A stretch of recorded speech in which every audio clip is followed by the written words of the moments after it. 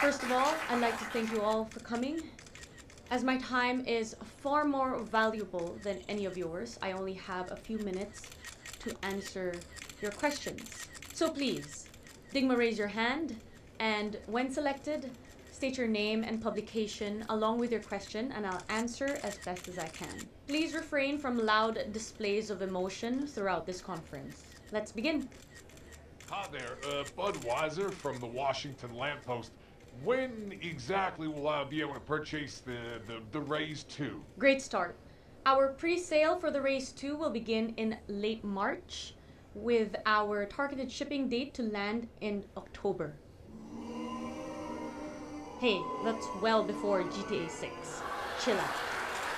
However, we will be hosting a variety of opportunities to our loyal subscribers, so make sure to subscribe to our channel for further information on this. And keep in mind, we will no longer be producing the original Raise. From this point, we'll only produce the Raise 2. Thank you. Next question. Hi, Marcia Mello from the Wall Street Journal. Can I trade in my original Raise for the Raise 2, or is there any form of trade-in program for the OG Raise? We're sorry to say that after running the numbers, the logistics, and shipping costs, and not to mention the taxes, we found it to be impossible to offer a satisfactory voucher for the trade. Relax. You can always sell the OG Raise on platforms with an excellent secondhand market value. You can even sell its parts separately for a higher price. Next question. Who, me? Me. Okay, yeah, great. G'day, X-Benedict from the Daily Scramble. Will the Raise 2 be bigger than the original Raise? Oh yes, much bigger. This keyboard is larger than life. No, physical dimensions. Is it larger than the original Raise? Oh, right, of course. Barely. It's pretty much the same size as the original Raise, possibly a millimeter of difference in the thickness. Next. Oh, sorry. Okay. Yes, hello, good afternoon. Rick Shaw from the Peking Express. How much will the Raise 2 cost? Shishi, Rick. The price of the Raise 2 will be very similar to the Defy, which starts at $369, but will have great pre-sale discounts when we launch, especially for those who are subscribed to the Raise 2 mailing list. So be sure to subscribe ASAP. Additional features such as wireless capability, tenting, and underglow will be available as add-ons. That being said, there will be a VIP program where subscribers could potentially receive one of the extras for free, reducing the overall costs. So subscribe to our newsletter for awesome and amazing deals. No.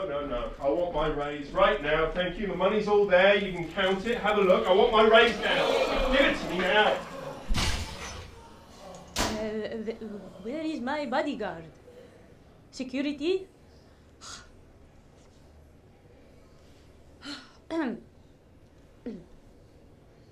Yes, thank you. Dr. Pepper from the Med News today. You mentioned tenting and reverse tilting. I assume this is to help with various postural issues such as wrist extension and pronation. My question is, how sturdy is the Raise 2 tenting and how does it work? Great question, Doc. First of all, we at Digma never make anything that isn't sturdy AF. Our tenting kits are designed to be robust, providing stability for all angles up to 60 degrees. Both the tenting and rear tilting can be set up in seconds, providing a far more comfortable all-round desk time experience. Yeah, go. Hello, Ignacio Queso from El Country. With the speed ergonomic design, integrated tenting, wireless functionality, RGB with double per key LED, and underglow, and magnetic pal pads, this just sounds a lot like the Digma Defy.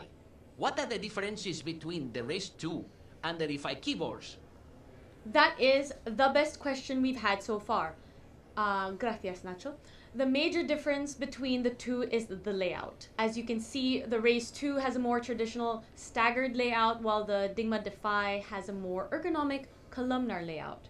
The Raise 2 also has 8 thumb keys, while the Defy has 16. And the split itself is also a major difference. The Raise 2 can be connected at any time to resemble a more traditional 60% keyboard, whereas with the Defy, the split is permanent and cannot be attached. This makes the Raise 2 a great gateway for keyboard ergonomics.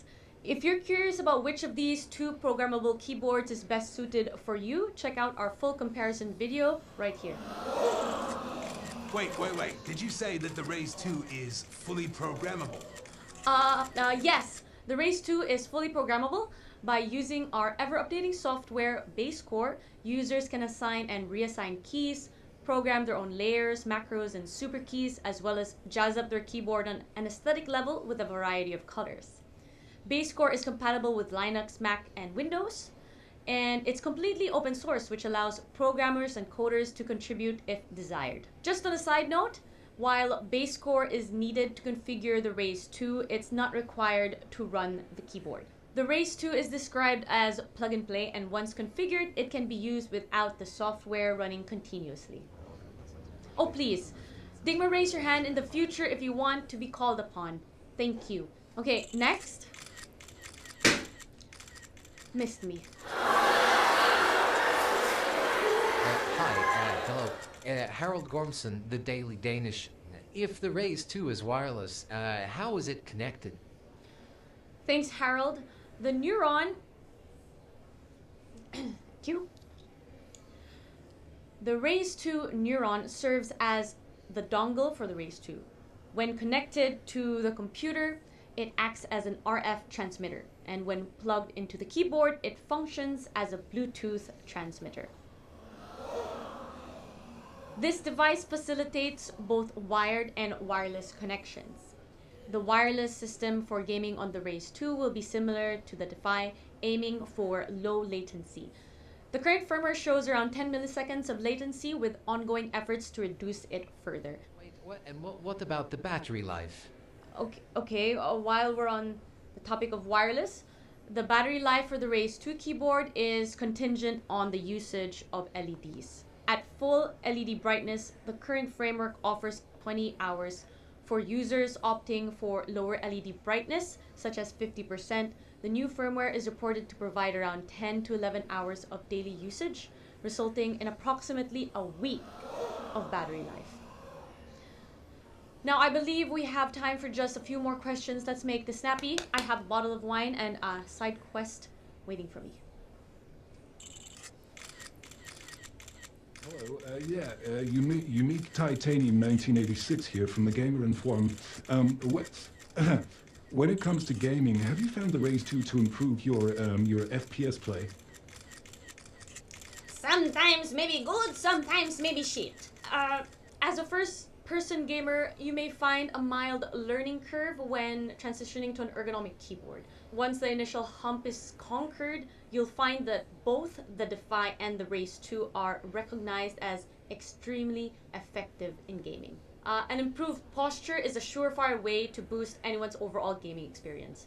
But the programmable keys, hot swappable switches, and even the LEDs all have been shown to massively improve gameplay too.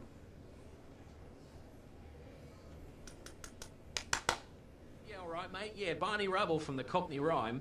What's all this about keycaps then? What's the keycap profile that you've decided to go with? Okay, yeah. Thanks, Gov. The decision for the keycap profile is still open. There's a consideration between OEM profile with PVT double shot keycaps or a cherry profile with ABS, all of which will vary the height or thickness of the Raise 2. The choice between these profiles is something that the community can influence, and the decision is not yet final. What's your opinion on this, Digmates? Let us know in the comments below. Yeah, alright, mate. I didn't ask for your life story. Next. But where are those? Where are those? Oh, a great question. Those are the pogo pins. The Raise 2 is confirmed to be expansion ready. This aspect is aimed at future-proofing the Raise 2, allowing for development of modules later down the line. While specific modules are still in early stages of prototyping, one example is a trackball. The expansion concept is intended to be versatile, so we encourage the community to let us know if they have any ideas or suggestions. We don't expect to have it ready for the launch, but the goal is to introduce modules in the future as part of the expansion ready design. Alright guys, we speed this up. I've got places to be. Yeah, I have a question. What will the colors be of the Raise 2? Okay. We're thinking about the possibility of color variations for the Raise 2, but it also depends on the manufacturing limits and challenges faced with different configurations. Obviously, our main goal is to give the availability of different switches, languages, and keycaps. We're also going to set crowdfunding goals that will unlock certain special colors in the future. Okay, so last one. Yes, over here, thank you. What firmware does the Raise 2 use? QMK, ZMK, custom? Okay, nice. That's a really good last question. Well, we make our own firmware that's a fork from Kaleidoscope. For those of you who don't already know, QMK and ZMK are open source firmware for customizable mechanical keyboards. They allow users to personalize key layouts and functions. QMK is widely used and flexible, while ZMK is another option developed by Zambumon. I don't know if I said it correctly, but anyway. The chips used in the original Raise were not compatible with QMK, but for the Defy and the Raise 2, we will be using RP2040 chips, which are compatible with QMK. So as it is open source, it may be possible to support QMK, but it's currently not a priority.